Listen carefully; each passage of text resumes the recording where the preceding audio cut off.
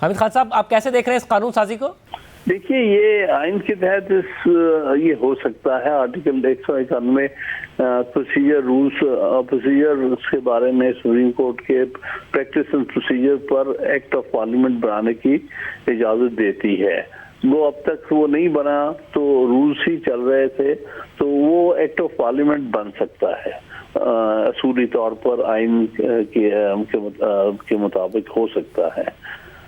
और दूसरी बात जो आप कह रहे हैं कि सो मोटो इख्तियार पर इन्होंने किसी हद तक कदगन लगाई है, वो अब सिर्फ चीफ जस्टिस का नहीं बल्कि ये एक कमेटी है जिसको चीफ जस्टिस हेड करेंगे, वो एक्सरसाइज करेंगे सो मोटो जुरिस्डिक्शन, या सो मोटो जुरिस्डिक्शन एक्सरसाइज करने के बारे में फैसला करेंगे। तो ये एक बुनियादी तब्दीली थ्रू एक्ट ऑफ पार्लियामेंट लाने की कोशिश हो रही है, जिसमें बज़ाहिर कोई हर्ज नहीं है, बल्कि ये काफी अरसे से एक तरह से एक मुतालबा था वकला में भी, बाज़ का भी, कि ये स्वाबदीदी मामला जो है सिर्फ चीफ जस्टिस की हद तक ना हो, बल्कि इसमें एक कमेटी बनाई जाए जिसको वो हेड करे, ताकि बाई कंसेंसस केसेस जो है उनको सो मोटो पार्स के तहत सुना जाए। मतलब और बेंच बनाने का इख्तियार, जिसपे भी ज़ाहिर है बहुत ज़्यादा सवालात उठते रहे थे। जी, इस पर भी ये क्वेश्चन काफी अर्से से चल रहा था कि बेंच की फॉर्मेशन भी जो है वो सिर्फ चीफ जस्टिस की स्वाबदीद पे नहीं होनी चाहिए, बल्कि इसके लिए भी कमेटी होनी चाहिए ताकि बेंचेस की फॉर्मेशन के कोई असूल तय हो सके। तो इसमें कोई हर्ज नहीं है अगर ये इख्तियार अकेले चीफ जस्टिस से लेकर चीफ जस्टिस की सरबराही में 3 जजेस की कमेटी एक्सरसाइज कर ले। तो साहब, अब इसमें मसला है, आपको लगता है कि जो एक तकसीम है और जो इख्तलाफात है वो मामला हल हो सकता है? क्योंकि चीफ जस्टिस तो जो 2 सीनियर तरीन जजेस हैं, जैसे काजी फायजी साहब, जैसे तारिक मसूद, उन्हें बहुत सारे बेंचेस में नहीं शामिल किया, जिस पर तनकीद और सवालात उठते हैं। अब उनके साथ मिलकर बेंचेस का फैसला करना, सूमोटो का फैसला करना, आप ख्याल में ये प्रैक्टिकली हो पाएगा इन हालात में जो इस वक्त मौजूद है अदालत में? देखिए, मेरा तो ख्याल है कि इन सबको कोर्ट की इंटेग्रिटी खातिर एक दूसरे के साथ बेहतर ताल्लुकात करने चाहिए, और चूंकि अब ये कानून के तहत इसकी रिक्वायरमेंट हो गई है, तो उम्मीद है कि इससे मामला बेहतर होंगे। मैं समझता हूँ चाहे ये एक्ट पार्लियामेंट का हो या ना हो, फिर भी चीफ जस्टिस और सीनियर प्यूरी जज की आपस में अंडरस्टैंडिंग होनी चाहिए, क्योंकि बहुत सारे मामलात में उन दोनों का इकट्ठे होना जरूरी है।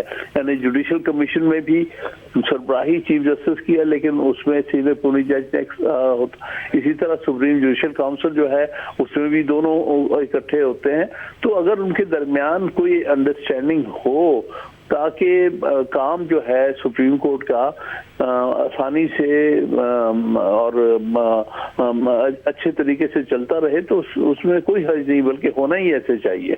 जब इसमें क्या हो कि चीफ जस्टिस साहब कोई इनिशिएटिव लें, बेंचेस में शामिल करें, क्योंकि मुतादिद ऐसे बेंच पर हम ख्याल बेंच का इल्ज़ाम लगना, एक ख़ास मकसद के लिए बेंच का इल्ज़ाम लगना, ये बहुत ज़्यादा हो रहा है। जी, बहुत हो रहा है।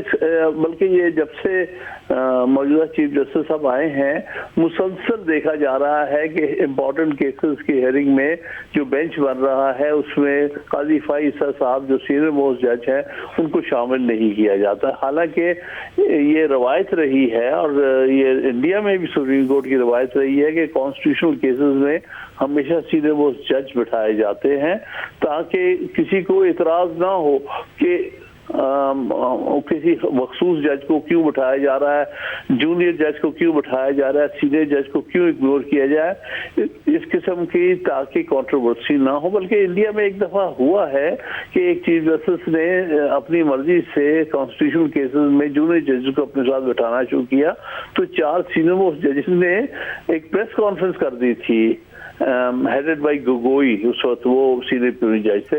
उन्होंने कहा था कि ये बिल्कुल हमारी रवायत के खिलाफ है कि हम सीनियर मोस्ट जज हैं, हमें उन अहम केसेस के बेंच में नहीं शामिल कर रहे और जूनियर को कर रहे हैं।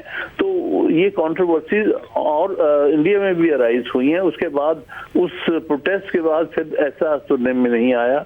अब वो तरीकाकार उनका यही है कि उसमें सारे सीनियर जज होते हैं। मैं समझता हूँ यहाँ भी ये कर लेना चाहिए, और इसमें किसी किस्म की जिद और अना नहीं आनी चाहिए किसी भी जज की या चीफ जस्टिस की।